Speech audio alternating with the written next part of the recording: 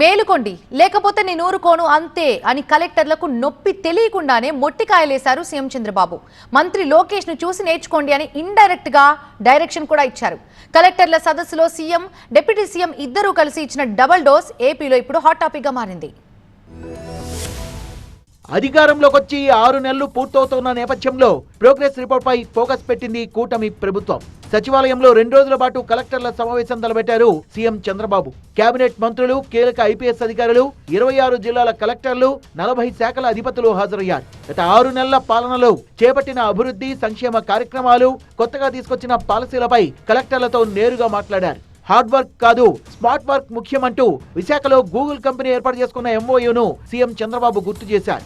ఇది ఒక game changer అని, ఐటీ మంత్రి లోకేష్ కృషి వల్లే సాధ్యమైందని చెప్పారు. ఐటీ మినిస్టర్ గారు అమెరికాకు పోయినప్పుడు అందరినీ కలిసి అదే మాదిరిగా గూగుల్ క్యాంపస్ కూడా వెళ్ళి వాళ్ళు రిక్వెస్ట్ చేశారు. దాని ఫలితం ఈరోజు గూగుల్ కంపెనీ విశాఖపట్నానికి రావడానికి మీకంటే ముందే ఒక ఎంఓయూ చేసి ఇక్కడికి వచ్చాం. దానికే లేట్ అయింది. Revenue, law and order, Panchayati Raj, municipal administration ఈ 4 శాఖలపై ఫిర్యాదులు ఎక్కువగా వస్తున్నట్టు చెప్పారు. మీ పనితీరును స్పష్టంగా అంచనా వేస్తున్నాం, సమర్థత నిరూపించుకోవడానికి ఇదొక అద్భుతమైన అవకాశమని కలెక్టర్లకు స్పీడ్ వార్నింగ్ ఇచ్చారు సీఎం చంద్రబాబు. ఇటీవల కాకినాడ పోర్టు వ్యవహారాన్ని కూడా ప్రస్తావించిన పవన్, విజిలెన్స్ సక్రమంగా బాధ్యతను నిర్వర్తిస్తే మంత్రి నాదేళ్లలో వెళ్లి షిప్ ను సీజ్ చేయాల్సిన అవసరం ఏముంటుందని ప్రశ్నించారు.